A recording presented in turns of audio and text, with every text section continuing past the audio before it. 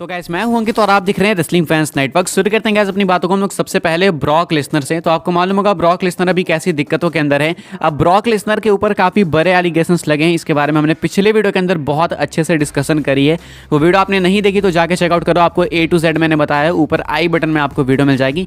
Lesnar पड़ चुके हैं सेक्स स्कैंडल के अंदर विंस मैकमैन के साथ में। विंस मैकमैन के साथ में नहीं बल्कि विंस मैकमैन के साथ मिल के वो कुछ गलत चीज़ें कर रहे थे, ऐसा कहा जा रहा है लेटेस्ट रिपोर्ट का। तो ये वीडियो आपको मिलेगी ऊपर आई बटन में, जाके जल्दी चेकआउट करो, बहुत ही इंपॉर्टेंट है। अब ऐसे में लेसनर क्या WWE रॉयल रंबल के अंदर वापस आने वाले हैं, बिकॉज रॉयल रंबल के लिए वो रूमर्ड थे एंड वहां के लिए वो ऑलमोस्ट कंफर्म थे जब गुंथर ने खुद को अनाउंस कर दिया रंबल मैच के लिए। तो चीज़ें काफ़ी कॉन्क्रीट दिख रही थी कि लेसनर यहाँ पे आएंगे एंड उसके बाद अपने ड्रीम मैच को बिल्ड करेंगे गुंथर के साथ, जो कि इवेंचुअली रेसलमेनिया 40 में जाके होगा। लेकिन क्या अभी ये सारी चीज़ें होंगी, इसको लेकर अपडेट है फाइटफुल की तरफ से। कहा जा रहा है according to a recent report from Fightful Select there have been discussions about the return of Brock Lesnar to WWE television. In fact, it was revealed earlier this week that the Royal Rumble was initially considered as a potential platform for his return.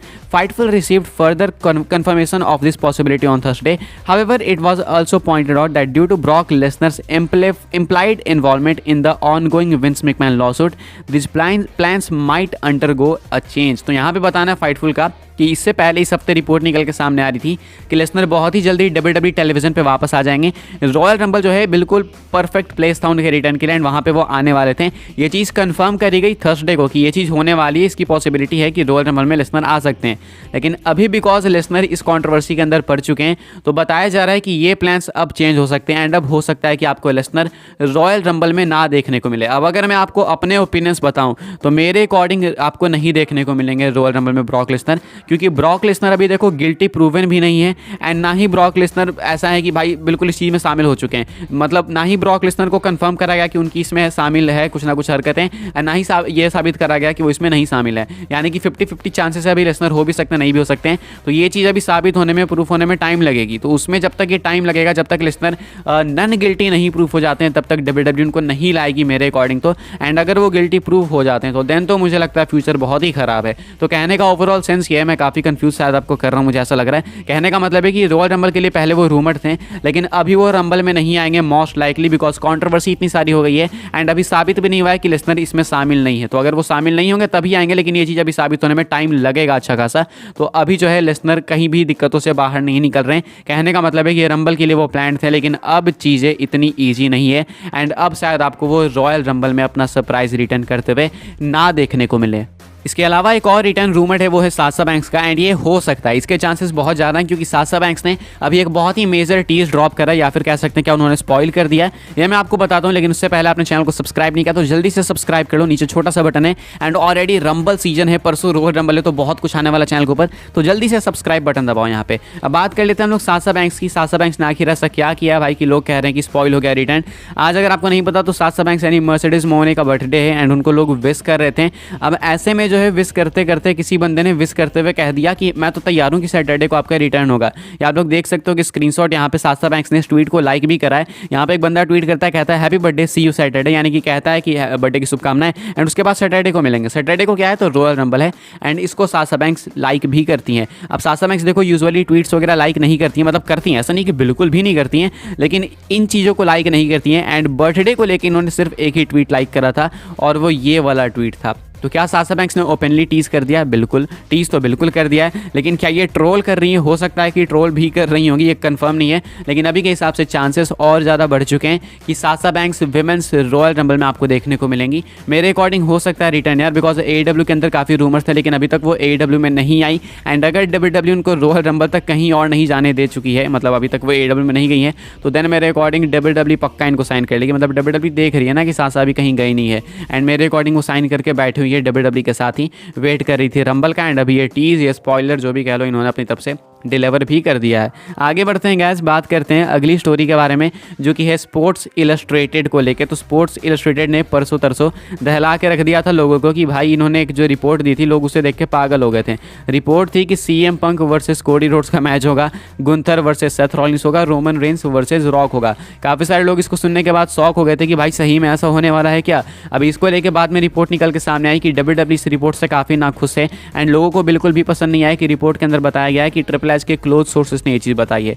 अभी इसके ऊपर जो है sports illustrated के reporter जिन्होंने report करा था यानी जस्टिन बेरेसो ने आगे प्रोसीडिंग शेयर करी है। कहते हैं Justin Barrasso has apologised for that bogus WrestleMania 40 report regarding Cody not finishing the story and not headlining Mania. कहते हैं यहाँ पे I reported spoilers for Sports Illustrated yesterday regarding the Royal Rumble and WrestleMania 40.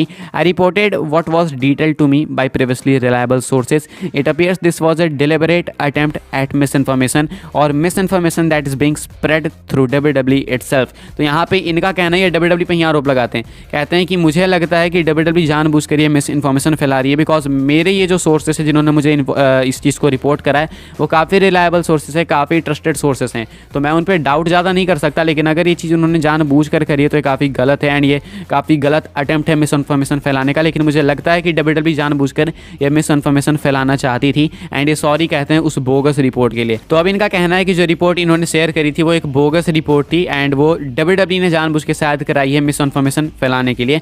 तो इनके according WWE ही miss information फैला रही है। क्या आपको लगता है कि सही कह रहे हैं या फिर गलत कह रहे हैं? आप लोग अपने कॉमेंट्स जरूर शेयर कर सकते हैं नीचे कॉमेंट सेक्शन के अंदर। बात करते हैं गैस अपनी अगली स्टोरी के बारे में जो कि best in the world CM पंक को लेके। तो भाई CM पंक की ओल्ड गोल्ड गोटेड मर्चेंडाइज आ चुकी है वापस। ये वही मर्चेंडाइज है जिसके साथ भाई कितनी हिस्ट्री जुड़ी हुई है, आप लोग देख सकते होगे। ये है CM पंक की ओल्ड मर्चेंडाइज जो कि आ चुकी है वापस। अभी बिल्कुल छोटी सी अपडेट थी, मुझे लगा बीच में भर देते हैं इसको। बात कर लेते हैं अपनी नेक्स्ट एंड फाइनल स्टोरी के बारे में जो कि है लोगन पॉल को लेके। क्या लोगन पॉल रीसाइन कर चुके हैं WWE के साथ? क्या एक और कॉन्ट्रैक्ट उन्होंने रीसाइन कर लिया WWE के साथ? तो इसका आंसर है यस, लोगन पॉल रीसाइन कर चुके हैं WWE के साथ एंड इन्होंने ये दूसरा कॉन्ट्रैक्ट रीसाइन करा है। अगर मैं गलत नहीं हूँ तो पहले इन्होंने एक डील साइन करी थी, फिर उसके बाद एक और डील साइन करी। वो वाली डील जब इन्होंने अपनी पुरानी फोटो कहीं एडिट करके दिखाया था कि ये नई डील है एंड उसके बाद अभी लोगन पॉल कंफर्म करते हैं अपने इंस्टाग्राम पे एक वीडियो के जरिए कि उन्होंने एक और नई डील साइन कर ली है WWE के साथ। तो लगता है कि ये एक साल की डील हो रही है, मल्टी ईयर डील नहीं है। अभी के हिसाब से लोगन पॉल